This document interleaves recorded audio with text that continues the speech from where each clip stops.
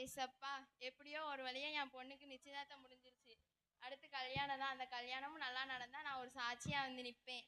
ஜபா ஜபா முதல்லாம் கூட்டோன்னே வருவான். இப்பெல்லாம் கூப்பிட கூப்பிட வரவே மாணிக்கா. முதல்லாம் பைபிளும் கையுமா இருந்தா, இப்பெல்லாம் ஃபோனும் கையுமா இருக்கா. என்ன பண்ண? ஆமாம் ஆமாம், நிச்சயதார்த்தத்துக்கு கூட நீங்கள் வேறு கலர், நான் வேறு கலர் தான் போட்டிருந்தோம். ஆனால் கல்யாணத்துக்கு 2 பேரும் ஒரே கலர் தான் போட்டிருந்தோம். ஆமாம், அப்பா நீங்கள் கூப்பிட்ட மாதிரி இருந்தது. கூப்பிட்ட தெரியலன்னு சொன்னா கூட கவலைப்பட மாட்டேன். கூப்பிட்ட மாதிரி இருக்குன்னு சொல்லுதியா, அதான் என்னால் தாங்க முடியலை. ஃபோனில் யார், மாப்பிள்ளையா? ஆமாப்பா, பேசுகிறீங்களா? நீ பேசு.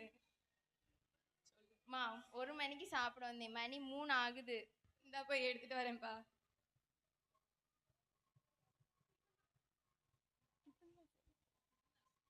சோத்தை மட்டும் கொண்டு வர, குழம்பெங்க? இந்த ஒரு நிமிஷம் போய் எடுத்துகிட்டு வரேன்.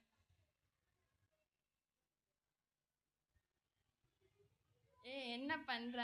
சாரிப்பா, குழம்புன்னு நினச்சி தண்ணி எடுத்துகிட்டு வந்துட்டேன். குழம்பு எடுத்துகிட்டு வர சொன்னால் தண்ணி எடுத்துகிட்டு வர. நீனா எங்கே கல்யாணத்துக்கு அப்புறம் சோறு போட போறியோ? சரி, எனக்கு கல்யாண வேலை இருக்குது, நான் போய் பார்க்கேன், நீ போய் சாப்பிடு. சரிப்பா.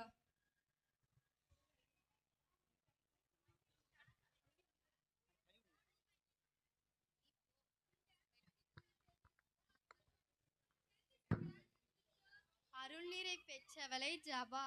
என்ன பூட்டின வீட்டில் டிஃப்ரெண்டான சவுண்டு கேட்கு? அம்மா, யார் நீங்கள்? நான் ஒரு ஏஞ்சல். ஏஞ்சலா உங்கள் பேர்? என் பேர் ஏஞ்சல் கிடையாது, நான் தான் கப்ரியேல் தூதர். கப்ரியேல் தூதரா? எதுக்காக வந்திருக்கீங்க?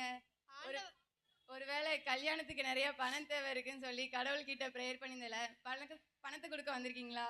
இல்லை இல்லை, ஆண்டவர் உன் மேலே பெரிய திட்டத்தை வச்சிருக்காரு, அதனால தான் என்னை அனுப்பியிருக்காரு. என்ன குறித்து திட்டமா? ஆமாம், மரியாள் எப்படி தூய ஆவியால் கருவுற்று இந்த உலகத்திற்கு ஆண்டவரை வெளிப்படுத்தினாலோ அதுபோல் நீயும் ஆண்டவரை வெளிப்படுத்தணும். முடியாது முடியாது, என்னால் முடியாது. 6 மாதத்துக்கு முன்னாடி வந்திருந்தா கூட ஓகே சொல்லியிருப்பேன். இப்போல்லாம் கண்டிப்பாக முடியாது. நானே என் கல்யாணத்துக்கு எப்படி என்ன சாப்பாடு ரெடி பண்ணுறது, எப்படி மேக்கப் போடுறது, எப்படி ஃபோட்டோ ஷூட் எடுக்கிறேன்னு மற்றவங்கள்ட்ட கேட்டு என்னையை வெளிப்படுத்த நினச்சா, இதில் ஆண்டவரை நீங்கள் வெளிப்படுத்த சொல்கிறீங்க. கண்டிப்பாக எனக்கு டைம் இருக்காது. அன்று மரியாளை சந்தித்த போது கூட இப்படி பற்றி பிளான் பற்றி சொல்லலை, ஆண்டவருடைய வார்த்தைக்கு கீழ்ப்படிஞ்சாங்க. நீயும் அது போல் கீழ்ப்படி, சரியா? நான் கண்டிப்பாக ப்ரேயர் பண்ணிவிட்டு உங்ககிட்ட சொல்கிறேன்.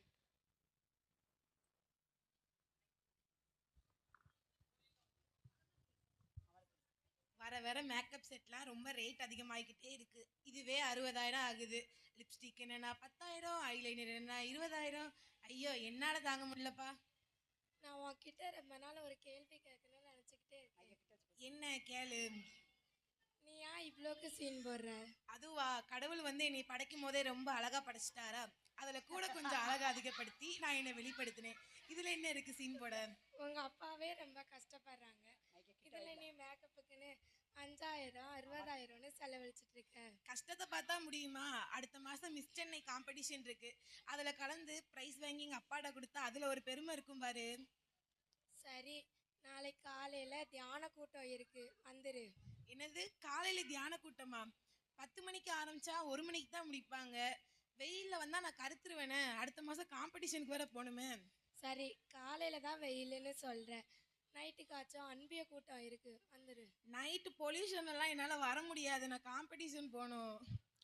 சரி, நான் போயிட்டு வரேன். சொல்லுறது என் கடமை, சொல்லுறது சொல்லிட்டேன். என்னது, கப்ரியேல் தூதரா? ஆண்டவர் உன்னை குறித்து பெரிய திட்டத்தை வச்சிருக்காரு, அதனால தான் என்னை அனுப்பியிருக்காரு. என்னது, பெரிய திட்டமா? ஒருவேளை மிஸ் சென்னை காம்படிஷன்லேருந்து உலக அழகி போட்டியாக இருக்குமோ?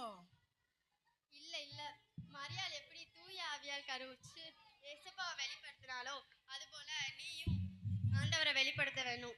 என்னது, வெளிப்படுத்தணுமா? நானே என் அழகை உலகத்துக்கு வெளிப்படுத்தணும்னு இருக்கேன், நீங்கள் ஆண்டவரை வெளிப்படுத்தணும்னு சொல்கிறீங்க. என்னால் முடியாது. பாரு, எத்தனை பேர் இந்த உலகத்தில் கஷ்டப்பட்டுட்டு இருக்காங்க. நானே மிஸ் சென்னை, மிஸ் தமிழ்நாடு போட்டியில் கலந்துக்கணும்னு இருக்கேன், நீங்கள் ஆண்டவரை வெளிப்படுத்த சொல்லுதீங்க. என்னால் முடியாது. நீ இப்போவும் 10 கட்டளைகளை கடைப்பிடிச்சா இப்போவும் நீ ஆண்டவரை வெளிப்படுத்தலாம் அந்த மக்களுக்கு. என்னால் முடியாது, நீங்கள் வேற ஆளை பாருங்க.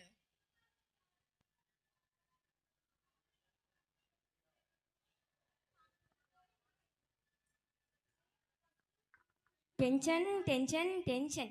இந்த பக்கத்து வீட்டுக்காரிலேருந்து எனக்கு டென்ஷனாக இருக்குது. காலையிலேருந்து டென்ஷனாக இருக்குது. இந்த பக்கத்து வீட்டுக்காரி என்னன்னா கார் வாங்கிட்டாலாமா. சும்மா லொட்டு லொட்டுன்னு காரில் தான் போகிறா. சாம்சங் கூட காரில் தான் போகிறா. நம்மளை வெறுப்பேற்றுறா. ஏசப்பா இவங்க மத்தியில் என்னை எப்படியாவது ஒரு பெரிய பணக்காரியாக மாற்றிடு.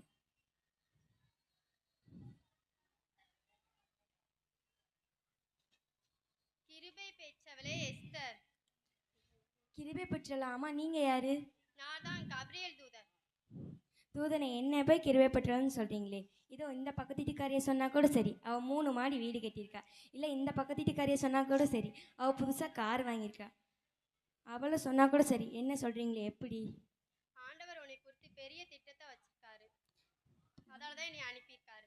என்ன திட்டம்? மரியாள் எப்படி தூய ஆவியால் கருவுற்று இந்த உலகத்திற்கு ஏசப்பாவை வெளிப்படுத்தினாலோ அதுபோல நீயும் ஆண்டவரை வெளிப்படுத்த வேணும். நான் ஏசப்பாவை எப்படி வெளிப்படுத்த முடியும்?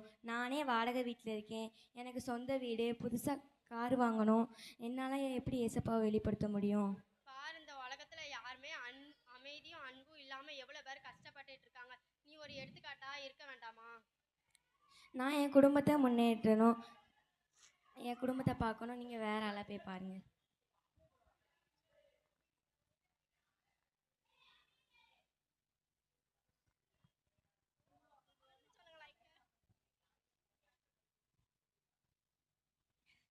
ஏசப்பா, பைபிளில் எஸ்தர் எபேரா மரியா எப்படி உங்களுக்கு பெரிய காரியம் செஞ்சுருக்காங்களோ அதே மாதிரி நானும் உங்களுக்காக பெரிய காரியம் செய்யணும் ஏசப்பா. ஆமீன்.